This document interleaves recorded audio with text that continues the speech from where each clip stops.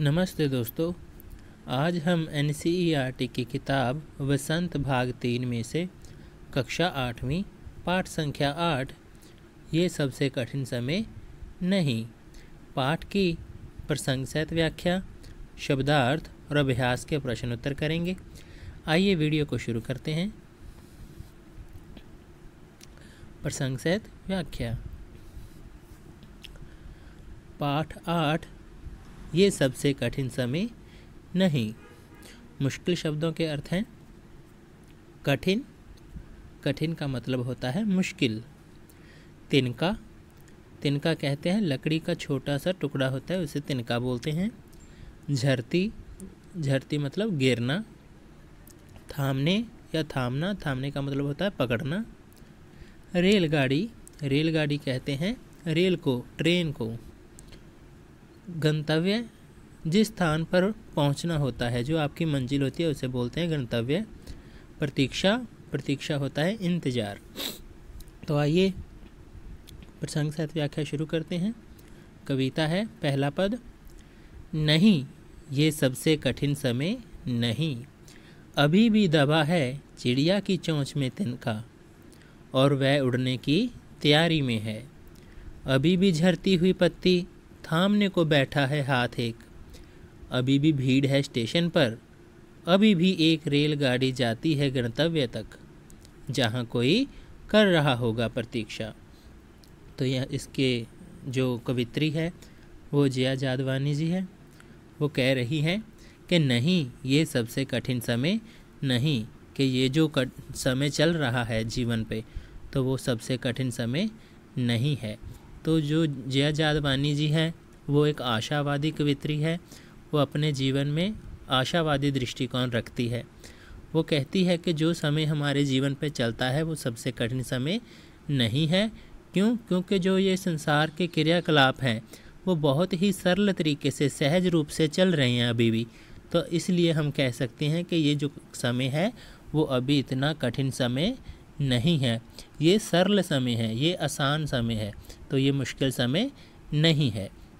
तो इसीलिए कवित्री कहती है नहीं ये सबसे कठिन समय नहीं। क्यों? क्योंकि अभी भी दबा है चिड़िया की चोंच में तिनका, और वह उड़ने की तैयारी में है। तो कवित्री कह रही है कि ये कठिन समय नहीं है क्योंकि अभी भी एक चिड़िया है जिसकी चोंच में तिनका दबा हुआ है। तो जिसने तिनका अपनी चोंच में दबा कर रखा हुआ है और वो उड़ने की तैयारी में है, अर्थात वो अपना घोंसला बनाने के जो क्रियाकलाप हैं उसमें लगी हुई है, अपने घोंसला बनाने के काम में लगी हुई है, और वह जो काम कर रही है वो सहज रूप से कर रही है। इसलिए हम कह सकते हैं कि अभी ये जो समय है वो कठिन समय नहीं है। तो कह रहे हैं अभी भी झरती हुई पत्ती थामने को बैठा है हाथ एक। तो कवित्री कह रही है कि ये जो झरती हुई पत्तियां हैं, तो जो पेड़ होते हैं उस पर जो पत्ते गिरते हैं, तो उनकी बात कर रहे हैं कि अभी भी झरती हुई पत्तियां थामने को बैठा है हाथ एक। अर्थात जब भी हमारे ऊपर कोई मुश्किल समय आता है तो दुनिया में कोई ना कोई ऐसा हमें मिल ही जाता है जो अकारण ही हमारी मदद करता है। तो कवित्री कहती है हमें आशावादी रहना चाहिए, और हमें किसी की मदद जब चाहिए तो वो मिल ही जाती है। तो इसलिए जो क्रियाकलाप हैं तो ये अभी सरल तरीके से चल रहे हैं। तो इसीलिए हम कह सकते हैं कि ये जो समय है ये सबसे कठिन समय नहीं है। तो कह रही है अभी भी भीड़ है स्टेशन पर, अभी भी एक रेलगाड़ी जाती है गंतव्य तक, जहाँ कोई कर रहा होगा प्रतीक्षा।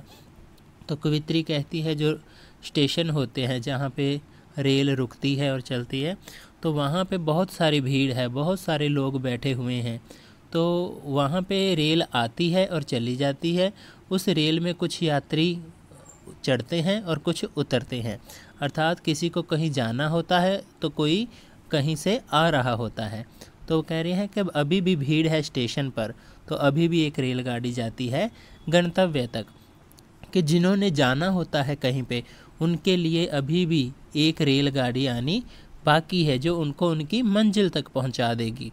और उनकी मंजिल तक पहुंचाने के लिए एक गाड़ी अभी बाकी है, इसलिए उन्हें निराश नहीं होना चाहिए, हमेशा आशावादी रहना चाहिए।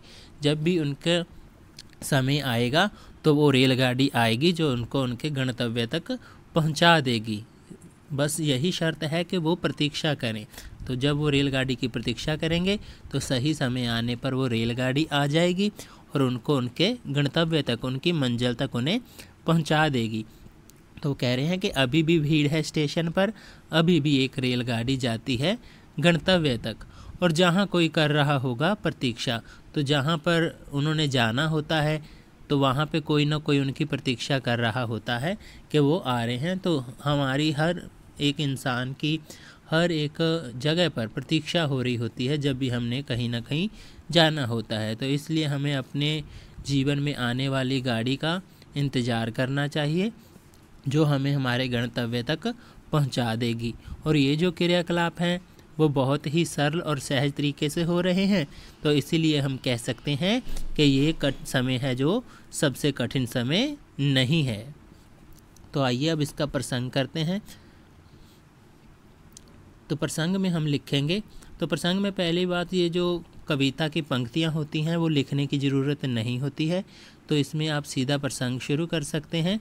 तो प्रस्तुत पंक्तियाँ हमारी हिंदी की पाठ्य पुस्तक वसंत भाग 3 में संकलित जया जादवानी द्वारा लिखित कविता ये सबसे कठिन समय नहीं से ली गई हैं। इन पंक्तियों में कवित्री अपना आशावादी दृष्टिकोण प्रस्तुत कर रही है। जब भी हम प्रसंग लिखते हैं तो प्रसंग में 3 चीज़ों का जिक्र करना ज़रूरी होता है। तो इसमें एक किताब का नाम, एक कवित्री या कवि का नाम, एक कविता का नाम लिखना ज़रूरी होता है। इसमें ये तीनों चीज़ें का जिक्र करने के बाद हमारे जो प्रसंग के कुल अंक होते हैं वो हमें प्राप्त हो जाते हैं। तो ये 3 चीज़ें कभी भी प्रसंग में लिखना ना भूलिएगा, किताब का नाम, कवि या कवित्री का नाम या और कविता का नाम। तो ये इसका प्रसंग है, तो आप इसे लिख सकते हैं। तो आइए अब इसकी व्याख्या करते हैं। व्याख्या है, जया जी के अनुसार चाहे आज चारों ओर अविश्वास फैला है, किंतु अभी भी उनके मन में आशा की एक किरण बची है। वह कहती हैं कि सबसे बुरा समय नहीं है, ये जो समय है सबसे बुरा समय नहीं है। अभी भी चिड़िया अपना घोंसला बनाने के लिए तिनका बटोर रही है, अर्थात वो जो तिनका है वो इकट्ठे कर रही है। अभी भी पेड़ से टूटकर गिरने वाली पत्ती को थामने वाला एक हाथ बचा हुआ है, अर्थात जो पेड़ से गिरती हुई पत्तियां हैं उनको बचाने के लिए एक हाथ अभी भी मदद के लिए बचा हुआ है। तो अभी भी स्टेशन पर इंतज़ार करने वाले यात्रियों को अपने सही स्थान पर पहुंचाने के लिए एक ट्रेन आती है, अर्थात जितने भी यात्री प्रतीक्षा कर रहे होते हैं, इंतज़ार कर रहे होते हैं, उनको उनकी मंजिल तक पहुंचाने के लिए अभी भी एक गाड़ी आने को है। तो उसका इंतज़ार करेंगे तो अपनी मंजिल पर पहुंच जाएंगे। तो यहाँ पर इन्हीं पंक्तियों के द्वारा कवित्री अपना आशावादी दृष्टिकोण दिखा रही है कि ये जो क्रियाकलाप हैं वो सरल और सहज तरीके से चल रहे हैं। तो इसीलिए हम ये नहीं कह सकते कि कठिन समय की शुरुआत हो गई है, अभी कठिन समय नहीं आया है। तो ये बहुत ही सरल समय है, सहज समय है। तो इसे कठिन समय समझने की भूल ना करें। आगे है कविता। तो पद संख्या 2 शब्दार्थ हैं, वक्त, वक्त कहते हैं समय को, कथा, कथा कहते हैं कहानी, आखिरी, आखिरी मतलब अंतिम, हिस्सा, हिस्सा मतलब भाग, सदियों, सदियों का मतलब होता है पुराने समय से, 100 सालों से भी, तमाम, बहुत सारे, अंतरिक्ष, अंतरिक्ष कहते हैं ब्रह्मांड को, खबर, खबर कहते हैं समाचार को, और कठिन, कठिन का मतलब होता है मुश्किल। आइए पद संख्या 2 पढ़ते हैं और इसकी प्रसंग से व्याख्या करते हैं। अभी भी कहता है कोई किसी को, जल्दी आ जाओ कि अब सूरज डूबने का वक्त हो गया। अभी कहा जाता है उस कथा का आखिरी हिस्सा जो बूढ़ी नानी सुना रही सदियों से दुनिया के तमाम बच्चों को। अभी आती है एक बस अंतरिक्ष के पार की दुनिया से, लाएगी बचे हुए लोगों की खबर। नहीं, ये सबसे कठिन समय नहीं। तो कवित्री जया जादवानी जी वो कह रही हैं कि अभी भी कहता है कोई किसी को, जल्दी आ जाओ कि अब सूरज डूबने का वक्त हो गया, अर्थात शाम हो रही है, सूरज डूबना शुरू हो गया है और जल्दी ही अंधेरा छा जाएगा। तो सूरज डूबते वक्त जितने भी इंसान है या कोई भी है, चाहे पशु पक्षी, सब शाम होते ही अपने घर की ओर चलना शुरू कर देते हैं। तो कवित्री कह रही है कि अभी भी कहता है कोई किसी को कि जल्दी आ जाओ कि अब सूरज डूबने का वक्त हो गया है। तो सभी अपने प्रियजनों का इंतज़ार करते हैं घर में रहकर कि शाम हो गई है, अब उन्हें घर लौटना होगा। तो इसीलिए सभी अपने प्रियजनों को भी कहते हैं कि जल्दी घर आ जाना, क्योंकि सूरज डूबने का वक्त हो गया है, अर्थात शाम होते ही घर लौट आना। अभी भी कहा जाता है उस कथा का आखिरी हिस्सा जो बूढ़ी नानी सुना रही सदियों से दुनिया के तमाम बच्चों को। तो कह रहे हैं कि अभी भी कहा जाता है, अभी भी उस कहानी, उस कथा का जिक्र किया जाता है जो बूढ़ी नानी या दादी बच्चों को सुनाती है। तमाम बच्चों को, सारे बच्चों को उनकी दादियाँ नानियाँ कहानियाँ सुनाती हैं। तो उस कहानी का जिक्र आज भी होता है। तो जो कहानियाँ दुनिया में सदियों से दादी नानी सुनाती आ रही हैं, तो कौन सी कहानियाँ सुनाती हैं? ब्रह्मांड की, परियों की, दुनिया के उस पार के लोगों की। तो जो काल्पनिक कहानियाँ हैं वो भी बहुत ही रोचक तरीके से बच्चों को सुनाती है दादी या नानी। तो उस जो कहानी का अंतिम भाग है, आखिरी हिस्सा है, तो वो अभी भी उसका जिक्र किया जाता है, उस हिस्से का, उस भाग का, क्योंकि वो जो आखिरी हिस्सा होता है उसको बहुत ही मनोरंजन और रोचक तरीके से दादी नानी सुनाया करती थी। तो ये जो कथा सुनाते थे, तो इसका जिक्र आज भी हो रहा है और आगे भी होता रहेगा। इसीलिए कह रहे हैं कि ये जो क्रियाकलाप हो रहे हैं, ये जो काम हो रहे हैं, वो बहुत ही सरल तरीके से और सहज रूप में हो रहे हैं। तो इसलिए हम कह सकते हैं कि ये कठिन समय नहीं है। तो अभी भी आती है एक बस अंतरिक्ष के पार की दुनिया से, लाएगी बचे हुए लोगों की खबर। नहीं, ये सबसे कठिन समय नहीं। तो वो जो दादी नानी कहानी या सुनाती थी, कथा सुनाती थी बच्चों को, तो उसमें क्या था, जो अंतरिक्ष के पार के लोग थे तो उनके बारे में बताती थी। तो आज भी वो जो उसका आखिरी भाग है उसका जिक्र लोग करते हैं। वो आज भी बच्चे सुनने को तरसते हैं। वो कहते हैं कि जो दादियाँ हैं, नानियाँ हैं, वो अभी कथा कहानी पूरी नहीं की है। तो आगे आने वाले बच्चे भी इसी कहानी को सुनने के लिए और इसका अंतिम भाग जानने के लिए तो तैयार रहेंगे। वो अंतिम भाग क्या है कि वो जो अंतरिक्ष के पार की दुनिया है, उसमें जो लोगों के बारे में खबर है, समाचार है, तो वो हमें अभी पूरा पता नहीं चला है। तो ये पूरा पता अभी नहीं चला, इसीलिए कहानी अभी जारी है। और ये जो क्रियाकलाप हैं बहुत ही सहज रूप से और आसान से हो रहे हैं। तो इसलिए हम कह सकते हैं कि ये जो कठिन समय है इसकी शुरुआत अभी नहीं हुई है। ये जो समय है सरल समय है, आसान समय है। तो हमें घबराना नहीं चाहिए, हमें निराश नहीं होना चाहिए, हमें अपना आशावादी दृष्टिकोण त्यागना नहीं चाहिए, हमें हमेशा आशावादी रहना चाहिए। क्यों? क्योंकि अभी ये जो समय है सबसे कठिन समय नहीं है। तो इसके बाद पद 2 की प्रसंग करते हैं। प्रसंग, इसमें भी 3 चीज़ों का जिक्र करना होता है। किताब का नाम, कवि या कवित्री का नाम और कविता का नाम। तो जैसे पहले था प्रसंग, 3 चीज़ों का जिक्र उसमें करने के बाद जो अंतिम पंक्ति होती है तो प्रसंग की, तो वो उसके आधार पर होती है जो आपको प्रसंग सहित व्याख्या करने के लिए पीछे पंक्तियाँ दी जाती हैं। तो आइए देखते हैं। प्रस्तुत पंक्तियाँ हमारी हिंदी की पाठ्य पुस्तक वसंत भाग 3 में संकलित जया जादवानी द्वारा लिखी कविता ये सबसे कठिन समय नहीं से ली गई हैं। इन पंक्तियों में कवित्री कहती है कि जब तक मनुष्य अपनी सहजता नहीं त्यागता तब तक सबसे बुरा वक्त नहीं आ सकता। व्याख्या करते हैं। तो कवित्री कहती है कि जब तक कोई किसी का इंतज़ार कर रहा है और कह रहा है कि सूरज डूबने का समय हो गया है, जल्दी आ जाओ, तब तक बूढ़ी नानी दादी की सुनाई कहानियाँ सुनाई जाती रहेंगी कि आसमान में भी एक दुनिया बसती है। तब तक सबसे बुरा समय नहीं आ सकता। और अभी ये जो समय है इतना कठिन समय नहीं है। तो ये जो व्याख्या है तो उन्हीं पंक्तियों के आधार पर ही है। तो जहाँ पर सूरज डूबने वक्त सभी प्रियजन अपने सभी प्रियजनों को भी बुलाते हैं, कहते हैं कि घर आ जाओ सूरज डूबने को है, और बूढ़ी नानी या दादी बच्चों को कहानियाँ सुना रही है और जो अंतरिक्ष के पार की, ब्रह्मांड के पार की दुनिया है उसके बारे में बता रही है। तो ये व्याख्या है। तो अब अभ्यास के प्रश्न उत्तर करेंगे। तो आइए प्रश्न उत्तर शुरू करते हैं। ये सबसे कठिन समय नहीं कविता के अभ्यास के प्रश्न उत्तर हैं। तो प्रश्न संख्या 1 है, ये कठिन समय नहीं है, ये बताने के लिए कविता में कौन कौन से तर्क प्रस्तुत किए गए हैं, स्पष्ट कीजिए। तो जो कवित्री जादवानी जी है उसने कौन कौन से तर्क दिए हैं इस कविता में, ये बताने के लिए कि ये कठिन समय नहीं है।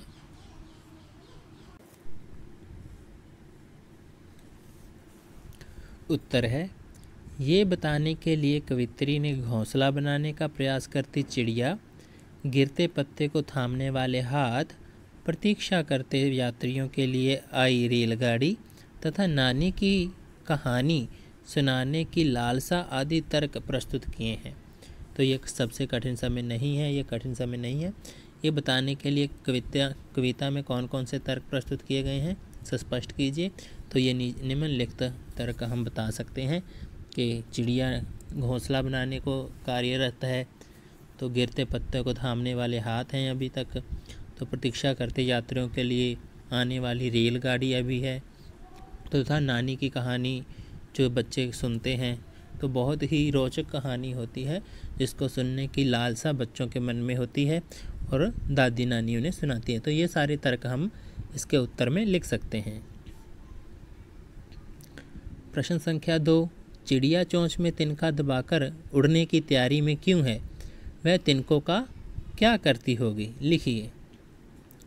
उत्तर है, चिड़िया तिनकों से घोंसला बनाती है, अतः वह अपने बच्चों के लिए रहने की जगह यानी घोंसला बनाना चाहती है, इसलिए वह तिनके को चोंच में दबाकर उड़ने की तैयारी में है ताकि जल्दी घोंसला बना सके। तो चिड़िया ने अंडे देती है, बाद में अंडों में से बच्चे निकलते हैं और बच्चे फिर बड़े हो जाते हैं, तो अपने बच्चों के पालन पोषण के लिए उसने घर बनाना होता है, तो उसका घर होता है घोंसला। तो घोंसला वो तिनकों का बनाती है, तो इसलिए वो एक एक तिनका बटोर रही है, तो तिनके को उस घोंसले में रखकर वो घोंसला बना लेती है जहाँ पे उसके बच्चे के लिए घर चाहिए, तो वो अपने बच्चों के लिए घर बनाती है, तो इसलिए वो चोंच में तिनका दबाकर उड़ती रहती है, उड़ने को तैयार है। प्रश्न संख्या 3, कविता में कई बार अभी भी का प्रयोग करके बातें रखी गई हैं। अभी भी का प्रयोग करते हुए 3 वाक्य बनाइए और देखिए उनमें लगातार, निरंतर, बिना रुके चलने वाले किसी कार्य का भाव निकल रहा है या नहीं। तो उत्तर है, तुम अभी भी सुबह उठकर योगा करते हो, तुम अभी भी बस से दफ्तर जाते हो, तुम अभी भी उसी दफ्तर में काम करते हो। यदि किसी एक शब्द को 2-3 वाक्यों में प्रयोग किया जाए तो वो वाक्य चाहे कितने ही अलग हों उनमें एक निरंतरता आ जाती है। तो जैसे पहला वाक्य है, तुम अभी भी सुबह उठकर योगा करते हो, तो इस वाक्य में जो भाव छुपा हुआ है वो है निरंतर योगा करने का, अर्थात बहुत समय से वो योगा कर रहे हैं। इसी प्रकार तुम अभी भी बस से दफ्तर जाते हो, तो इस वाक्य में भी निरंतरता का भाव छुपा हुआ है कि हमें इससे पता चलता है कि कोई व्यक्ति है जो बहुत समय से बस से ही दफ्तर आ जा रहा है। तो तीसरे में देखिए, तुम अभी भी उसी दफ्तर में काम करते हो, तो अर्थात कोई व्यक्ति है जो बहुत लंबे समय से एक ही दफ्तर में काम कर रहा है, तो इससे निरंतरता का भाव छुपा हुआ है इसमें भी। तो ये थे हमारा तीसरे प्रश्न का उत्तर। तो प्रश्न संख्या 4, नहीं और अभी भी, नहीं और अभी भी 2 शब्द हैं, को एक साथ प्रयोग करके 3 वाक्य लिखिए और देखिए नहीं, अभी भी के पीछे कौन कौन से भाव छिपे हो सकते हैं? तो उत्तर है